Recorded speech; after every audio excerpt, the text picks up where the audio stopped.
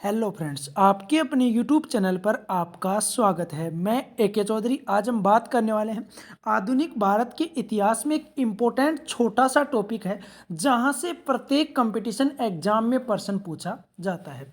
बात करने वाले अंग्रेज मराठा जो युद्ध हुए थे और उन युद्धों की समाप्ति जिन संधियों से हुई थी उन संधियों के बारे में हम बात करने वाले हैं, क्योंकि प्रत्येक जो संधि है वो इम्पोर्टेंट है और यहाँ से एग्जाम में प्रश्न आने वाला है।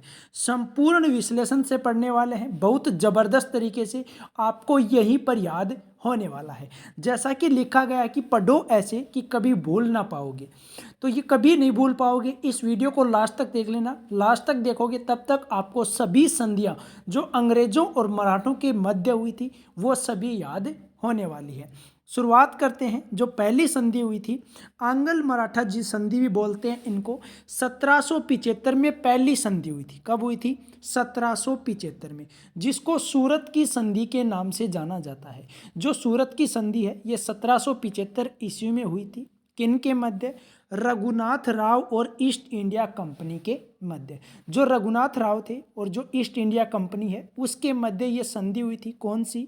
सूरत की संधि। कब हुई थी? 1775 ईस्वी में हुई थी। याद कर लेना, सूरत की संधि रघुनाथ राव तथा ईस्ट इंडिया कंपनी के मध्य 1775 ईस्वी में हुई थी।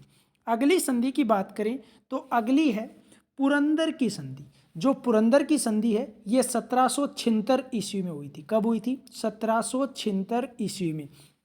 किनके मध्य? पेशवा माधवराव नारायण तथा ईस्ट इंडिया कंपनी के मध्य। जो पेशवा माधवराव नारायण राव थे और ईस्ट इंडिया कंपनी, इनके मध्य पुरंदर की संधि हुई थी। कब हुई थी? आपको ये याद रखना है कि पुरंदर की संधि कब हुई थी? 1776 ईस्वी में हुई थी। किनके मध्य हुई थी ये भी आपको याद रखना है।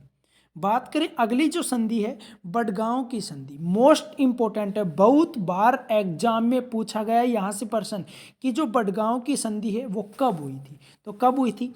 1779 ईस्वी में। जो बडगांव की संधि है ये 1779 ईस्वी में हुई थी। किसके मध्य?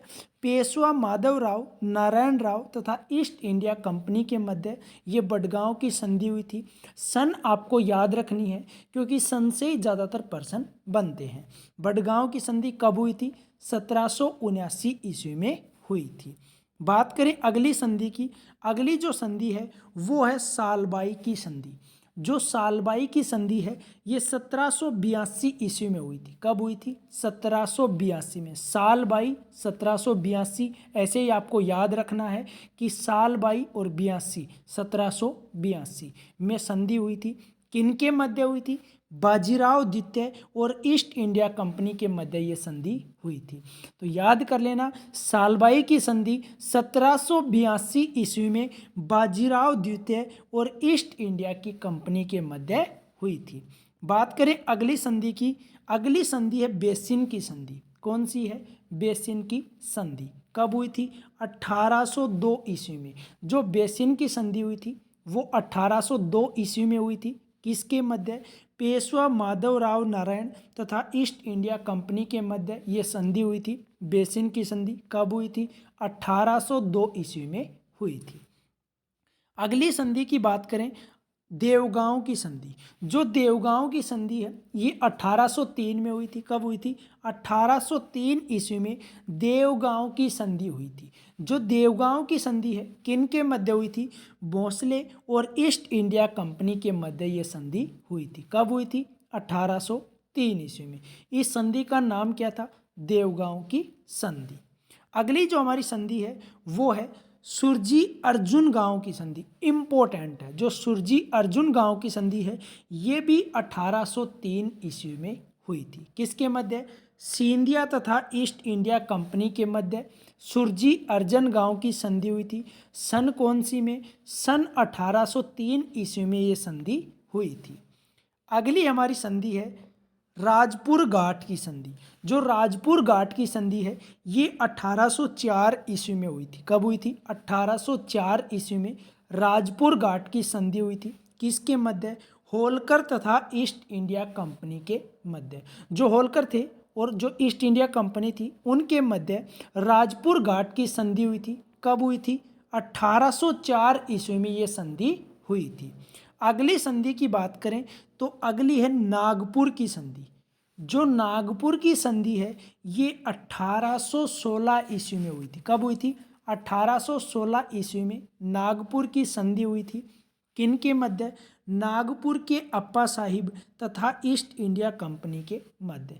आपको पता है एक तरफ तो अंग्रेज ही है, कहने का मतलब ईस्ट इंडिया कंपनी है, दूसरी तरफ नागपुर की संधि नागपुर के अप्पा साहिब के मध्य हुई थी।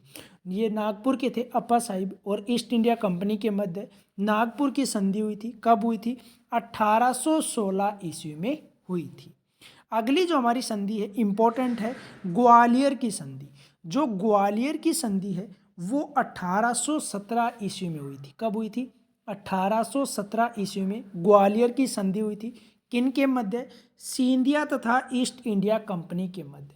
सिंधिया और ईस्ट इंडिया कंपनी के मध्य ग्वालियर की संधि हुई थी। कब हुई थी?